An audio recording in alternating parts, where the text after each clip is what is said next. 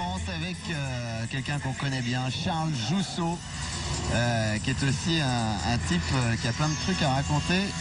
On vient d'avoir fait un reportage avec lui. Il en a des choses à raconter lui aussi. Il a formé de nombreuses unités. Je pense qu'il vous a fait un peu peur en fait. Non, parce qu'il est plutôt sympa. J'avais rien à me reprocher. Enfin, vous voyez, j'ai été très agréable, très courtois. Et comme il faut, et donc il n'y avait pas de problème, au contraire, très souriant. Mais alors c'est le self-défense, donc là aussi l'efficacité absolue en toutes circonstances, dans les combats de rue notamment. Alors Charles Jousseau s'est beaucoup intéressé à la sécurité, ça a été vraiment la tendance de son évolution personnelle en tant que pratiquant et d'expert d'arts martiaux. Et il vient lui du Pencaksilat dont on va voir des démonstrations, c'est-à-dire des arts martiaux traditionnels indonésiens, malaisiens. Et il en a fait donc une adaptation à cet esprit de self-défense, adaptation assez facile parce que ce sont des arts orientés de toute façon vers l'efficacité. Et je peux vous dire, pour avoir assisté donc à des entraînements avec Charles Jousseau, c'est costaud, hein, c'est sportif. Hein.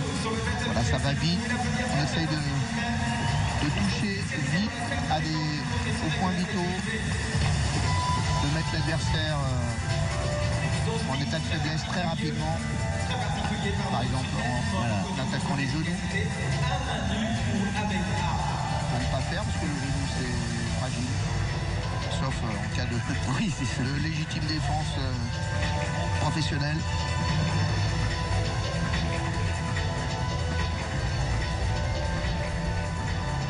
Ce sont des combattants qui peuvent effectivement péter des ligaments croisés en 2 secondes. Hein.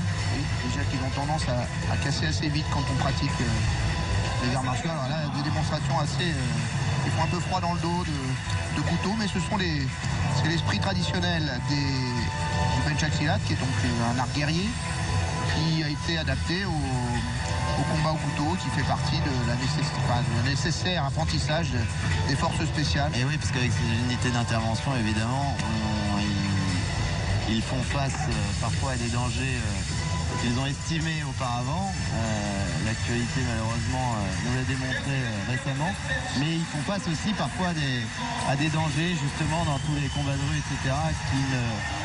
qu'ils n'avaient pas estimés. Et il faut réagir tout de suite. Charles Jousseau donc et ses élèves.